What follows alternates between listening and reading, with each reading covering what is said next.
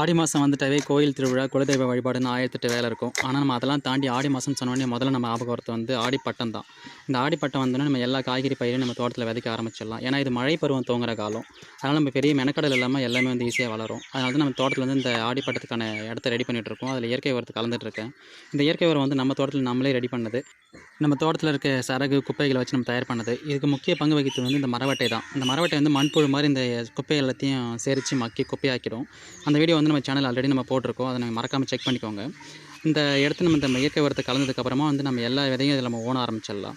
இந்த விதைகள் வந்து நம்ம சுரை, பீர்க்கன், அவரை, புடலைன்னு எல்லா விதையும் நம்ம ஊனலாம். இந்த கொடி பயிர் எல்லாமே இந்த ஆடிப்பட்டத்தில் விதைக்கக்கூடிய ரகம் தான் எல்லாமே இது.